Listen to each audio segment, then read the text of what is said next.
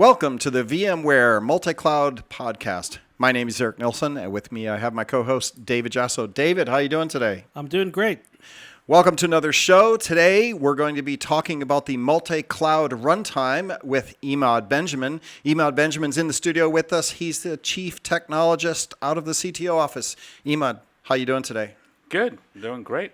Great. So why don't we start with, why don't you tell us a little bit about yourself? How long have you been at VMware and what are you working on? Oh, great. So I've been at VMware for about 14 years. I came in the first 5 years, spent time in VMware IT on our internal technology stacks, doing all sorts of performance tuning and scalability and so on.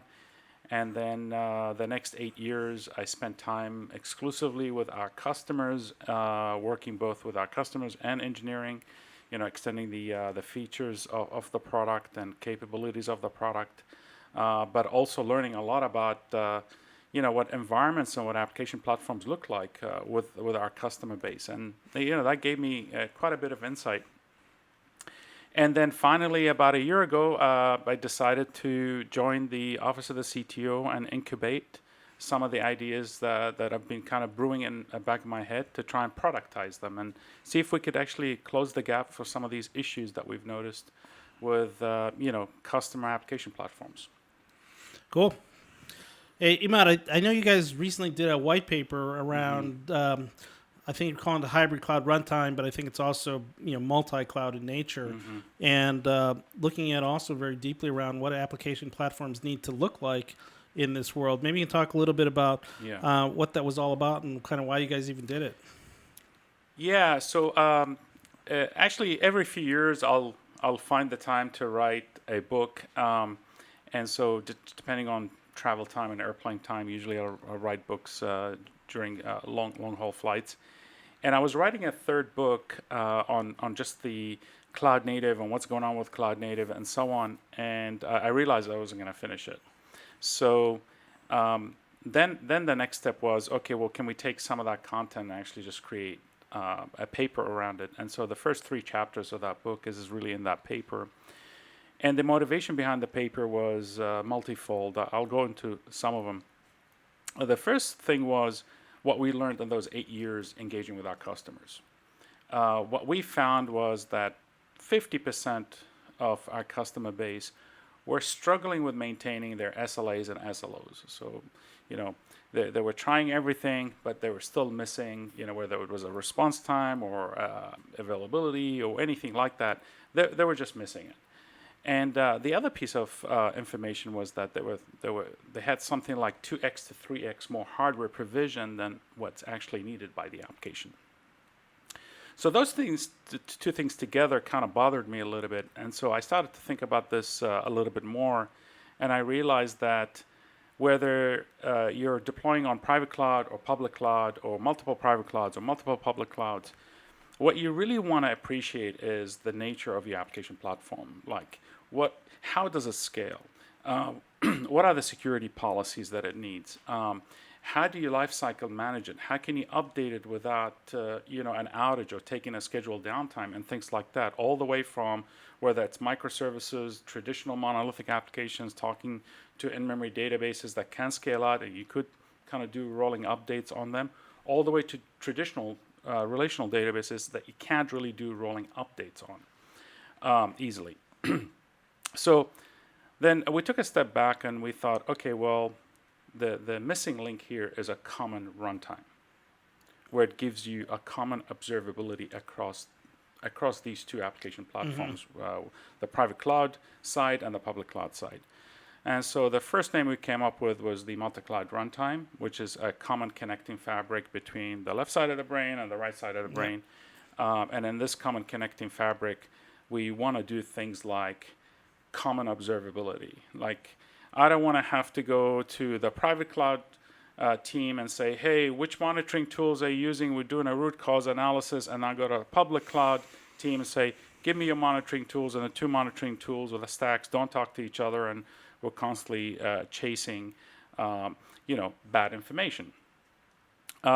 So Okay, so we put a box around this idea, and it's called the multi-cloud runtime. So what's inside the multi-cloud runtime? Yeah. And, Okay. and maybe before we even jump there, I think maybe probably help the audience to just kind of give a definition of sort of what that application platform is, because I know there's different components that sort of come together, and that Right. is absolutely that's what makes up the application platform. And before you define the application platform, I'm going to follow back with one of your statements because I find it interesting, which is when we're doing this podcast for architects and people that need to architect a multi-cloud platform, but you said something interesting around over-provisioning for the application, right? And I find that interesting because from an architectural perspective, there must be a bias that must happen when you're designing your architecture to actually, over-provision. And I just wanted to know if you guys actually could drill into that a little bit because then when you talk about your application runtime, like, is it solving part of that design paradigm?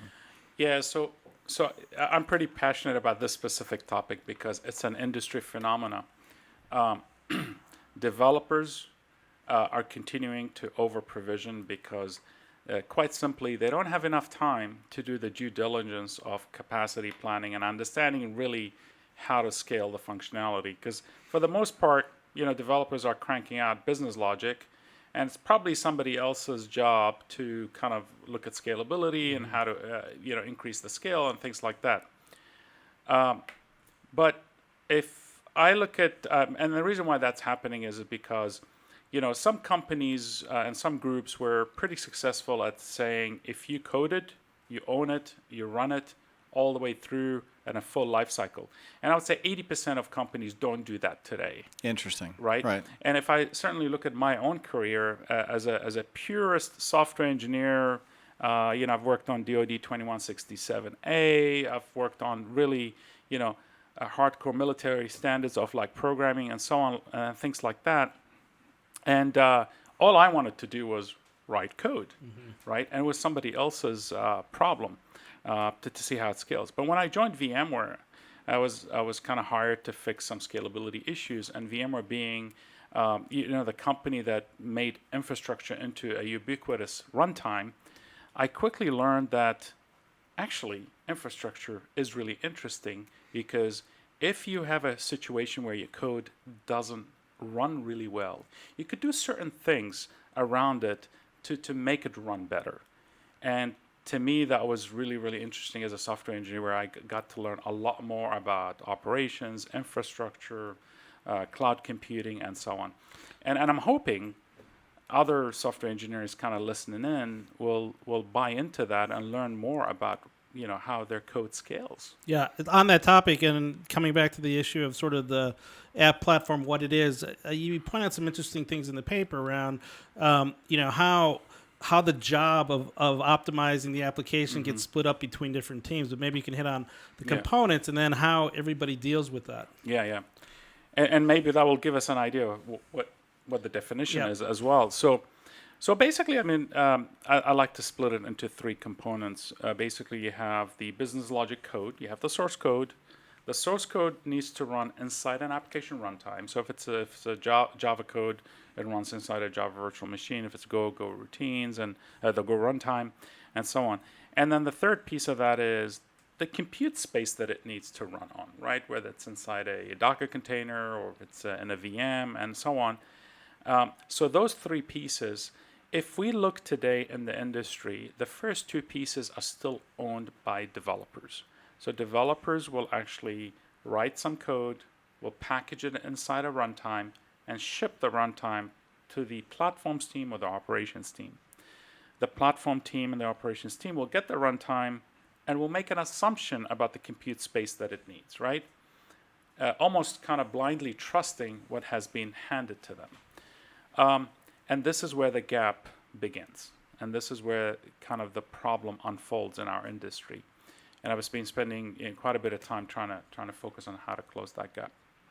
Right, and one of the interesting things you point out in the paper, going to the public cloud doesn't just solve this problem. This continues to exist whether you're on the public cloud, private cloud, whether you're doing containers. Yeah. Quite often what we do is when we say cloud, we kind of conflate the meaning of cloud. I'd like to think about cloud as two separate pieces. One is really the cloud itself, the compute space, its location, and so on. And the other is really the APIs and the services that are offered on the cloud. And so when you ask a developer, are you on the cloud? They're thinking, I'm using, certain services from certain cloud provider. And when you ask an infrastructure engineer, an ops engineer about cloud, they're thinking, oh, okay, what kind of virtualization stack they may be using, what kind of compute space they're got configured, and so on. And then those are the two pieces. Now, if you go to the public cloud and you take an application and you just lift it and shift it across, you've just taken whatever bad scalability, bad manageability, bad performance, you take it and you've shifted it to another cloud. Now the question will be, do you get a better uptime? Do you get some things that are refined now? Maybe, but at the end of the day, most of the time, you've just shifted your problem. What I typically do when I engage with customers, I say, take a small pilot application. Let's understand how to actually refine it, and then move it over. And I split that into two categories. One category is we can all recode an application. The problem with that is we can't recode all of the applications. It's a costly. Well, if we can't recode all of the applications, is there something we can do to the application runtime and the application topology to make it smarter in the way it consumes the compute space? And I would say almost always there are a lot of low-hanging fruit opportunities to do that. And we've been doing that quite a bit. And so over the period of 8-9 years working with our customers, we've developed quite a bit of application runtime tuning patterns that we're now trying to encode into this multi-cloud runtime thinking. Cool. Excellent. Yeah. So at a high level, what is a application runtime, right? You have app code, app runtime, infrastructure as code. What are you then going to offer? You mean the multi-cloud runtime? Sure. Yeah, right. So, okay, so we talked a little bit about the idea that, if you can picture a box, multi-cloud runtime, the first day of the design on the whiteboard, we drew this and we asked ourselves, what's inside of it? What's the first building block? The first building block is service mesh. And the reason why we need service mesh is because we want to be able to do smart distribution of traffic. We want to do multi-dimensional, policies, security policies. We want to control anything that's happening between layer 4 to layer 7 of the application. So service mesh gives us all of that. Emad, just on that, yeah. When you say service mesh, I think you mean something slightly broader than when we talk about containers. Right. And, okay. Absolutely. I'll get to that in a minute. I'll finish defining multi-cloud runtime. I'll come back and I'll drill down a little bit more on service mesh in case our listeners haven't had a chance to dig deeper into that. And so service mesh alone doesn't fully solve this problem that we were dealing with application runtimes oversized or undersized and things like that. So then we built another layer of a set of controllers that understand the application runtime. We put that on top of service mesh, and together with service mesh, we call this the multi-cloud runtime. And some of these controllers, for example, the first thing that you need to solve is scalability, right? If you're going to have a multi-cloud situation, right, the first thing you should be able to do is I can scale the left side of the brain and the right side of the brain easily, and there should be a common control plane that does that for me. I shouldn't have to do it every time that I have to release a new application. So we did that. We incubated a project. The code name, tech preview code name was PRTC, which stands for Predictable Response Time Controller. And what that does is basically you have an application that's made up of microservices. It's talking to multiple backing services, like it's talking to MongoDB, and maybe talking to some other services deployed on other public clouds. And we collect metrics and topology information from service mesh, call graph information, who's calling who. And based on that, we take scaling actions as the traffic varies.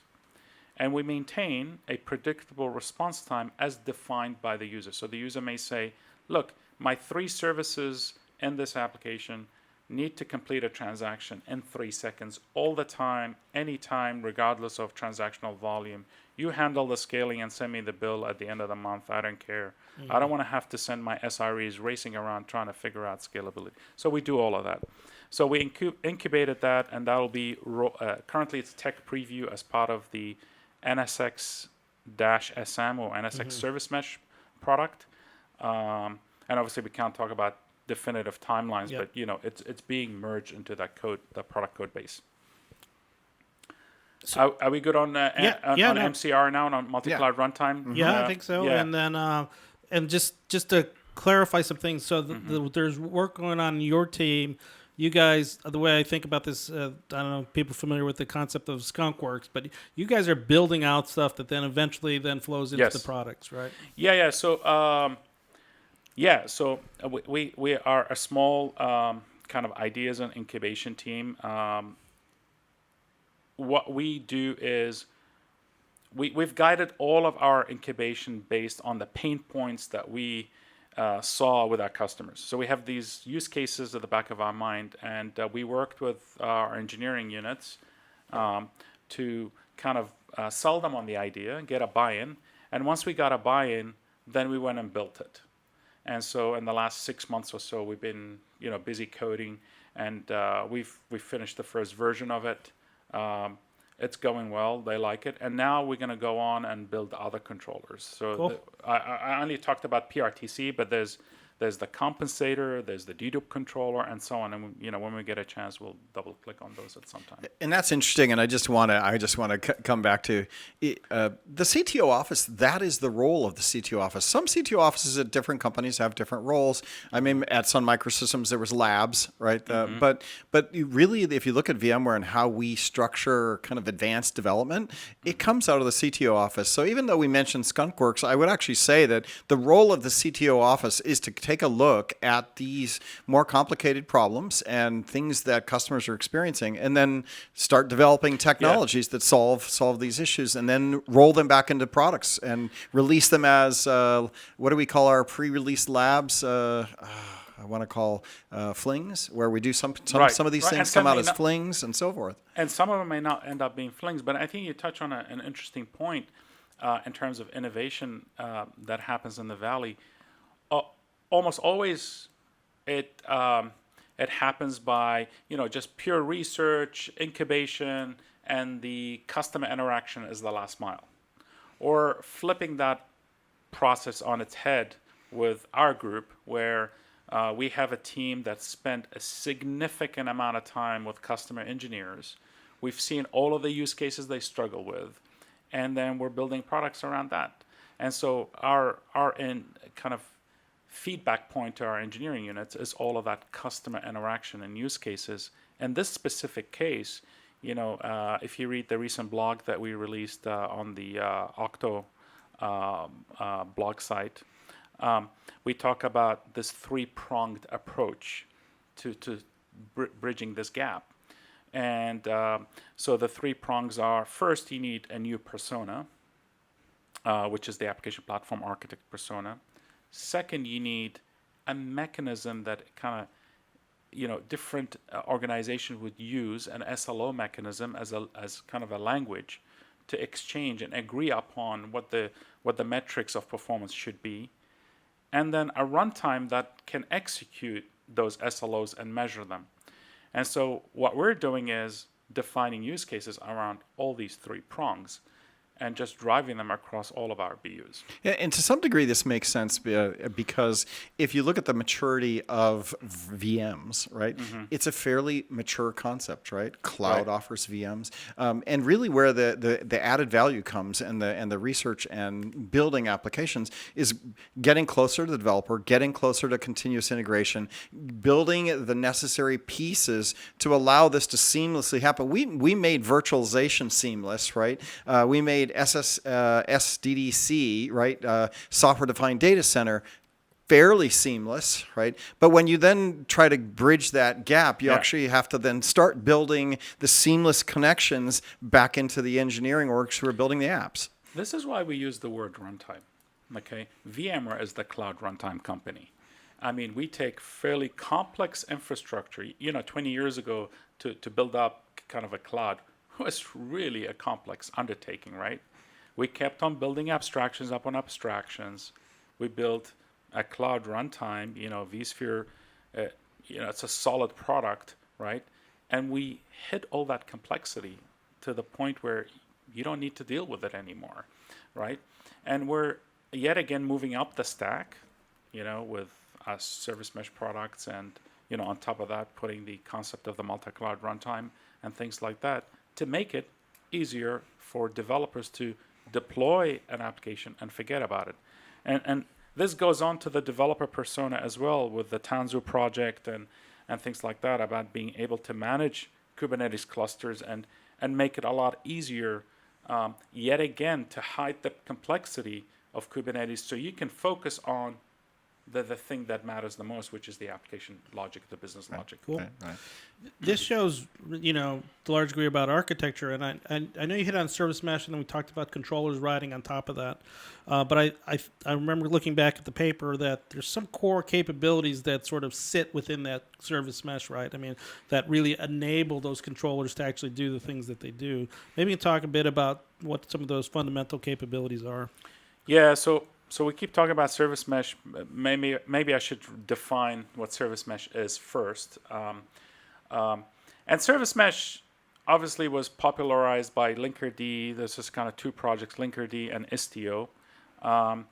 And really, the definition has moved on beyond those. But let me just kind of define it based on what Istio has established. First of all, you have a data plane and a control plane. And what happens is, basically, there was a pretty smart proxy called Envoy that is able to interpret various protocols that services would communicate with each other, gRPC and HTTP and things like that. And what Istio did is it manages these Envoy proxies. And what happens is you can create policies of saying this service should not talk to that service. You can manage certificates and things like that, right? You could figure out what the call graph is between these services, because you can figure out who's talking to who. One of the hardest things in architecture is like knowing which service is using which other service. And so that's kind of very quick rudimentary explanation of service mesh. We don't have an hour. Could easily take an hour to explain it. And then on top of that, what we're doing was saying, okay, well, what if I want a multi-dimensional security model? Okay, where I want to say things like these users can access these set of services and this data platform. So it could be users in Canada separated from users in the US and things like that. And I want to scribe a policy that does that. Okay, so that's what we're adding on top of service mesh. And then we talk about things like scalability and PRTC, right?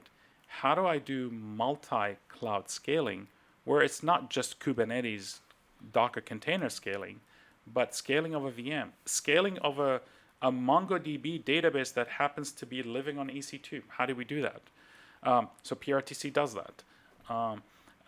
It shouldn't be just kind of confined to a Kubernetes cluster and its capabilities, because not everything is going to run in Kubernetes for quite some time. And so we're adding all of those building blocks. The other building block is ability to do rolling updates, right? Different traffic patterns that you can execute. So like you can do canary deployment. You can do shadow mode and things like that. Different rollout strategies and so on. Yeah. Cool. Any other big functions sitting inside the service mesh that make sense to chat about? We've got a few that probably early to talk about them publicly right now. There's about 8 we're thinking about right now, but sort of the ones that we are going to go into tech preview pretty soon with, I've kind of mentioned. Cool. Yeah. Cool. I love the next topic that we're going to talk about, Okay. which I'm all about the people. And for me, as we've transitioned up the stack, we see new roles being developed, right? So we now have DevOps, and the DevOps role for the person is no longer an ops person that's managing deployment now with continuous integration. We have tools, we have Chef, Puppet, Jenkins, and now you have this DevOps role, which is interesting. That we have the cloud operator role, right? Which is like I'm not exactly sure what a cloud operator does, but I think he uses a mouse and interacts with Azure or AWS or some other platform to operate. Now we're actually seeing the platform architect role become prevalent. What are you seeing when it comes to this role? And we've always had platform architects to some degree, but how is this role shifting, and why is it showing up? Yeah, so I get this question, with a lot of banking customers where they'll have like a middleware team, right? And I'll be like, well, the new platform is the new middleware. I'd be like, oh, that makes total sense, because what you want as a developer, I want to consume a platform that's runtime ready. Right. I just want to deploy my source code and run it, have somebody else figure that out. And so what we're seeing with these personas is this multidisciplinary kind of multi-skill set that's needed to package these platforms, where you have, SREs with Python, with Java, with Go skills, and comfortable with those runtimes that are putting together Kubernetes clusters and deploying them as fully packaged platforms. So let me unpack that a little bit so that just my brain can get a handle on that, which is you used to have middleware teams that worried about all the packages and things you'd have to install on-prem to make a runtime environment, right? It wasn't your build environment, it was your runtime environment, and it was software you installed. Now as we move into the cloud, right, these things come as platform deliverables, right? And so this platform architect is really about making sure that all the services and interconnects are happening and designed. Yeah, and I think because applications have gotten increasingly much more distributed, so you have not just a single process, but you've got a control plane with multiple processes that are part of the same thing, and so on. And as a result, it's a complete platform. You can code against the platform, and manipulate the platform and things like that. So the role has gotten a little bit more sophisticated because you have to have software engineering coding capabilities to be able to deliver such platforms. But I want to go back to the thing you touched on in terms of DevOps and site reliability engineering. If you really look back at where DevOps began, before actually DevOps, and I'll probably get into trouble for saying this, but I've said it publicly before, and I'm still okay, so it can't be that bad. Give yourself time. I'm sure. Yeah, I'm sure it'll catch up.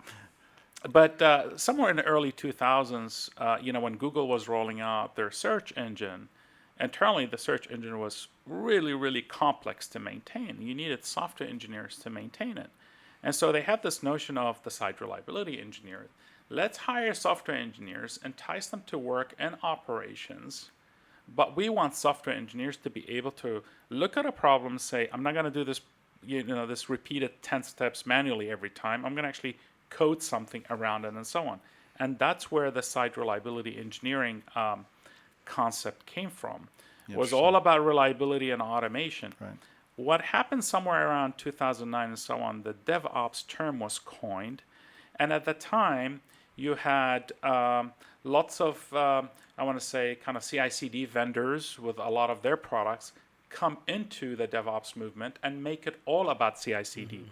So today, if I went and hired a DevOps engineer, and the first task I give him, I'll say, we've lost the site reliability piece of it. Absolutely. If I want them to fix something in scalability, they'll be like, no, I can show you how to deploy Jenkins and how to automate and so on. That's somebody else's problem. We lost the R out of DevOps, and what I usually say is let's inject SRE back into DevOps.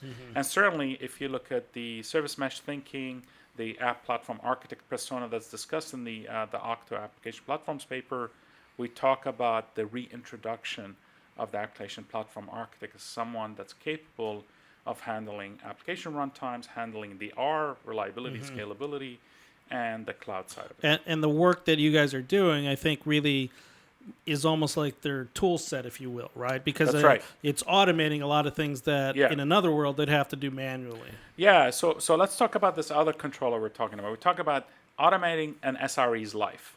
Whatever an SRE does today, that they potentially be doing manually today, we want to automate tomorrow into our product.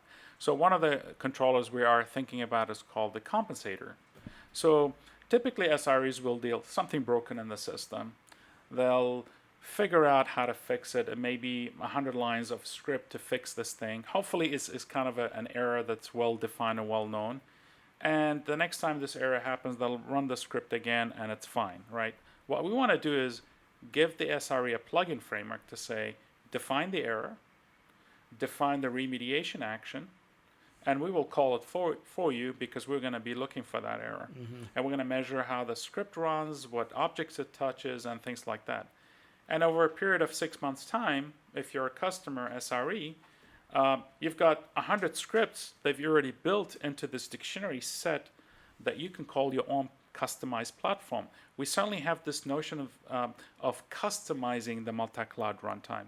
If you release a multi-cloud runtime and not allow someone to actually customize it for their own use cases, then it's really not a platform. And we believe we want to release something that's a platform, so we give them this ability to plug in their own logic. We haven't talked about this before, but this sounds really interesting from the standpoint of machine learning. I mean, I assume that there's opportunities around machine learning when I hear about this sort of, we'll look for it, we'll optimize it, that sort of thing.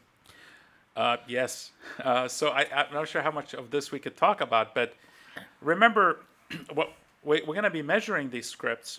We're going to look what objects they're going to touch. If we see that these scripts are always adjusting some sort of storage volume, or they're always touching the network stack, or they're always doing something, we're going to know something about the stack, and we're going to make recommendations. This is never going to work. We're this is never going to work. Put it on record. AI. All right. No, it's a cool concept, and I assume there will be some. I won't call it artificial intelligence. I'll just call it good programming. How's that? Yeah, my only issue with artificial intelligence is the fact they use the word artificial. But hey, we'll see what happens. That's why I purposely said machine learning. That's right. That's right. That's right. So it is good. I always have to say, show me it working, which gets me back to the platform architect. I want to take us back for just a second, Sure. and I'll let you guys go again. When we're talking about the platform architect, right, I want to pick your brain because you're sitting here, we're doing this podcast. Yeah. Spectacular failures, all right? So I know we didn't talk about this, but I want to allow people to get inside Emad's brain a little bit. When you're seeing this, and I know you're building products for this, so customers must be facing this. They must have implemented some of their own solutions, right, in trying to solve this. Yeah. And obviously, we're trying to bake it into our product set. Are there places where people made mistakes? Are there some good implementations that come to mind? And just thought I would hit you with that. Yeah. So there's several use cases. The one I want to kind of focus on is single point of failure analysis. Now, this can be really, really hard to do, but we often resort to it when we engage with customers. We do statically or through a set of tools. We'll go in, we'll analyze all of the places where there's potential single points of failure. Now, how do you build a system that can analyze that? Well, we have certain patterns that we know about. We can certainly leverage the ability of Service Mesh to do shadow mode. And by shadow mode means we can take part of the traffic that's coming in. We can spin up a certain segment of the application platform. It could be a complete segment off on its own, and we can start to do things to it. We can start to take certain services out. We can start inject things into it. Certainly, this is not a new concept. Chaos engineering that kind of talks about that. But this is taking a step further. If we can do that on an environment and give you a report of where we discovered all of the single points of failure, that in itself is a huge leap forward. Now, we're not going to get to not even 80-20. If we can get to 30 or 50% of the single points of failure, we're already miles ahead.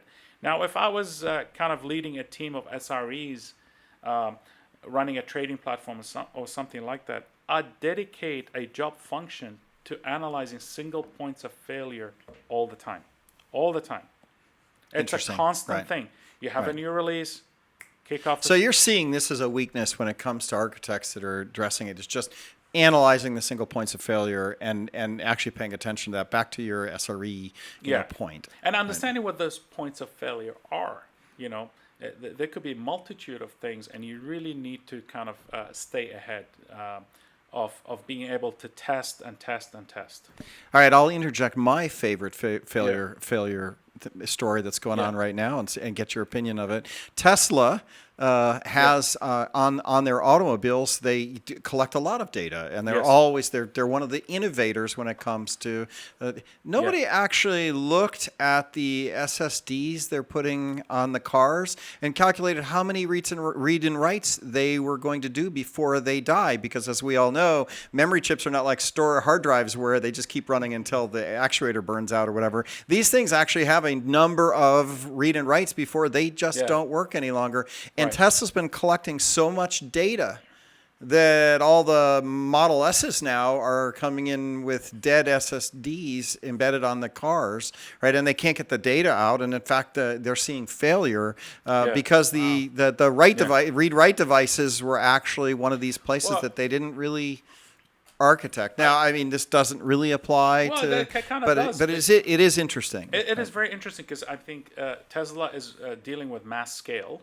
Right. Right. Large number of units, large amount of data sets. Replace Tesla cars with containers or VMs. You've got a distributed system. Mm-hmm. What Tesla has been good at is the shadow mode testing. They do a lot of the shadow mode testing as they release software. That is interesting. I think all systems around the world are moving towards this distributed systems, highly distributed, and collecting data to control them. Right. And this is really what the multi-cloud runtime is. If you see in the paper, we talk about the common control plane for common observability. What we mean by that is, largely speaking, systems around the world are moving in this direction, where highly distributed systems, it's not easy to control them, and you rely on the collected data to make a best guesstimate as to how to control. Okay, great. One more question, and I'll throw it back to David. Let him continue on. When we talk multi-cloud here, right? I always, when somebody says AI or machine learning, I always joke, yeah, sure. Multi-cloud. The multi-cloud runtime brings you a lot of benefit that might not necessarily just be pure for multi-cloud. It's almost like multi-cloud in my organization or large distributed platform. Are we actually seeing enterprises try to do true multi-cloud, where, i.e., I'm running on my data center and I'm also running on AWS and I'm also thinking about IBM? Where does this fit in a timescale, right?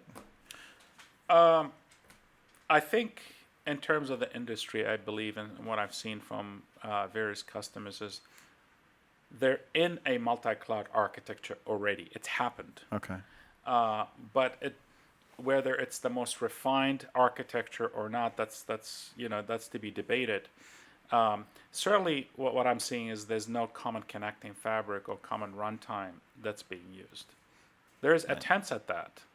But there's not an industry-wide common runtime, commonly understood runtime as the cloud operating system. You have an operating system on your machine. Where's the cloud operating system? We built the cloud operating system, and we're pushing it forward into a multi-cloud runtime operating system, if you like. Yeah, it seems like almost, and you can comment on this, I think you hit a little bit of this in the paper, but it's almost like people view the boundaries of the application in almost from a convenience standpoint, right? It's like, I'm on AWS, I've built some new capabilities that are about mobility, but it's calling back to a data center and the database there, but they go, that's another application.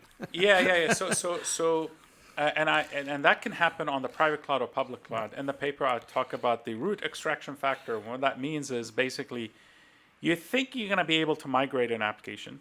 You go to figure out how to migrate it, and all of a sudden, you find out there's n number of connections that you didn't know about, whether it's a data integration point or another set of services you call, and those happen over a period of time organically. And we are going to continue to see this. There's not going to be an easy boundary between applications. Certainly what happens is development teams will put a boundary around what they perceive as their application. But the minute it's out in the wild, if it's a good application or set of services, everyone's going to connect to it. Right. And once they're connected to it, then you have to deal with the distributed connections. And it's almost like the multi-cloud runtimes helps them deal with the reality, the real reality, not what they would like the reality to be. Just like the universe is forever expanding, and we think that the mesh, once you define a mesh in an organization, it's always partial and it keeps growing. This is why you need a layer like service mesh that can keep all of the kind of call graphs up to date, right? Because you want to notice that, someone is calling MongoDB on EC2. We didn't know about that. Who did it? It turns out to be a new team that joined the organization. That leads me to one of my thoughts and questions on this is when you're trying to then get developers to adopt something like a multi-cloud runtime, what's the best way for a cloud architect to actually, get in front of developers and actually get, agreement to this new layer? So I talk about complexity shift because, microservices have become a reality. And so what happens with microservices, just kind of very simplistically, is you might have 3 methods that were running in one memory space, and now you've got 3 services running across the network, right? You've kind of sectioned off all of the kind of business logic into their own kind of services that you can update the lifecycle faster, and it gives you, a higher velocity to release features. That's great. With that comes additional latency, additional network hops, additional complexity in terms of monitoring and so on. Where is that layer that handles that complexity? It used to be inside this runtime that was highly optimized to deal with dedupe, to deal with, monitoring the service and so on. Once you split that runtime and distribute it, you still need a runtime. You need a distributed runtime. You just don't have it, and we're trying to build it. And that's how I start the conversation with developers. We'll be like, now you got to deal with the latency issue. How are you going to deal with it? And Service Mesh with the PRTC controller that we've built and a bunch of other controllers would try and deal with the scalability and runtime and observability issues. Are you seeing developers come down into the platform layer and want to learn this? Because I think they would start to figure out, I can't separate my app from the platform any longer. Yeah, and it comes in cycles. I think developers are largely frustrated with the performance and scalability problem and being able to package and release software really fast. And they're trying to solve this problem. Once that problem is solved, it'll be packaged into a platform for the platform's teams to take care of, and developers will be off to solving the next problem. I think today you'll find developers are working hard to spin out Kubernetes clusters, but tomorrow they won't be. Right. Yeah. Right. Yeah, that makes sense. And I think that, we're here to enable that, right? We're here to provide them the ability to move on to that next problem that they're going to address. So I can see that, as we migrate up that stack and offer solutions, they're just going to grab onto those and then move on to the next challenge that they have. That makes sense. So from learning more, you guys published a white paper. I think you published it on the Cto blog, under your name, right? I think they can search for that and find that. There's also, you guys did a great piece at VMworld, I think, right? Where you and that's available on demand for folks for VMworld US. Shout out to my team. We had about 10 sessions at VMworld. So look up Michael Gash, Rafael Brito, and Daniel Lindsley. We all had sessions at VMworld. We're going to have other sessions at VMworld Barcelona. The good thing is the sessions from VMworld US are recorded, and you can listen to the recording. We do go into deep dive, and we have the PRTC demo there. You can see sort of how we're doing multi-cloud scaling of applications and so on. Yeah. Cool. On the developer pickup, I know that you obviously went to VMworld. You do papers on VMworld.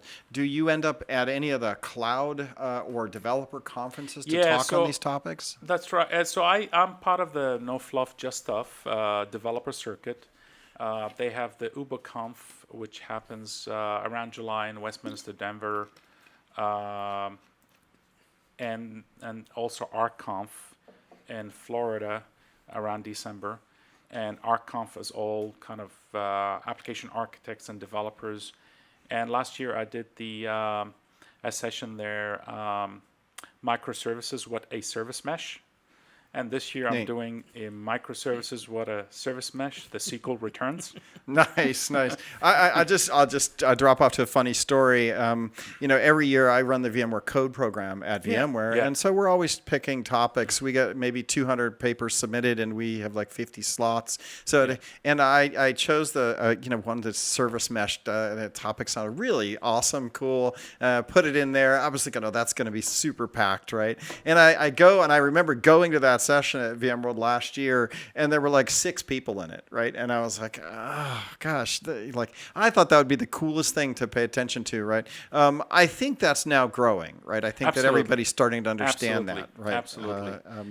Which is neat. I always take guests at the as we're coming up to the top of the hour. I think we maybe have 10 more minutes left or so. I always ask them, so aside from the late night latte that you accidentally have, what keeps you up at night? Like, what are you worried about? Technical challenges, adoption challenges. What keeps you up at night? What are you stressed over?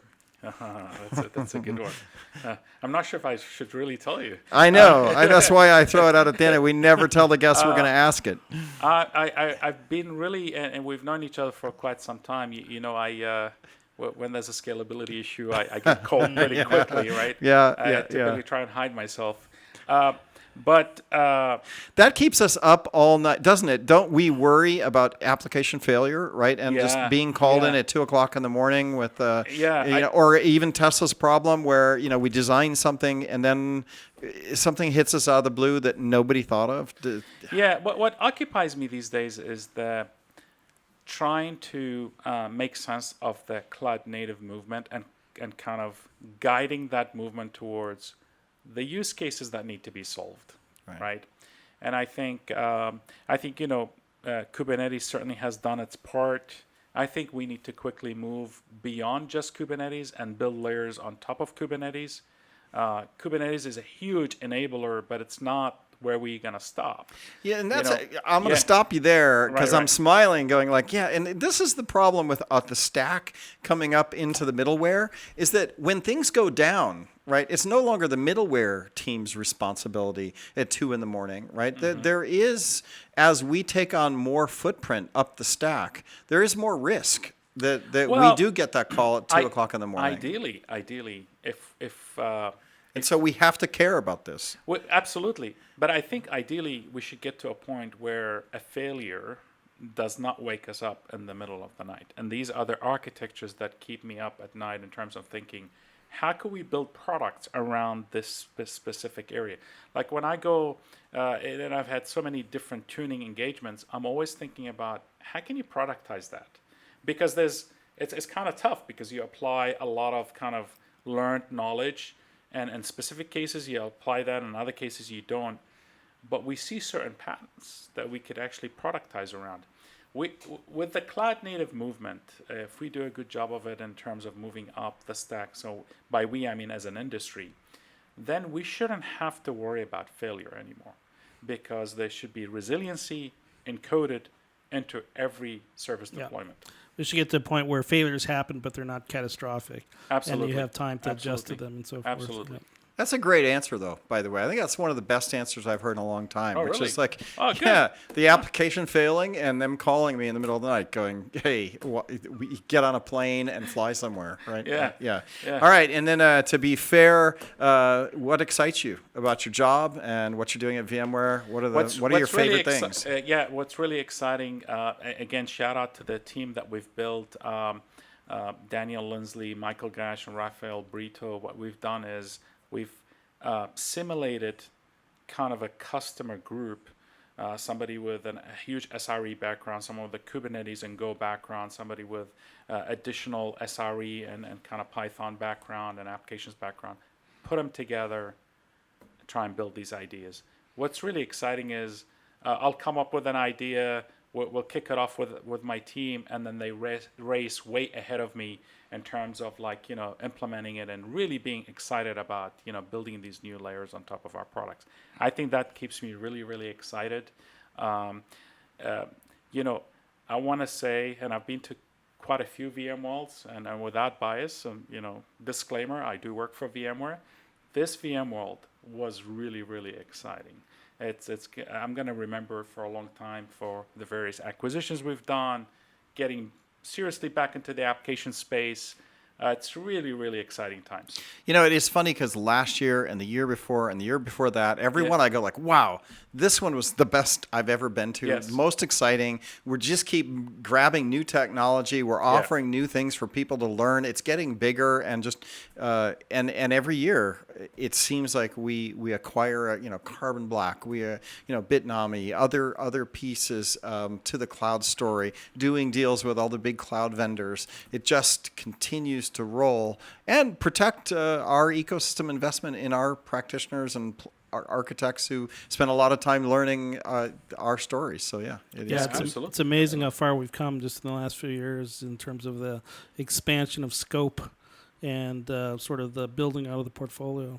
Yeah, and it wasn't always easy. We had some tough times, but we kept on going. And I always say some of the most complex workloads in the world run on the VMware stack. Mm-hmm.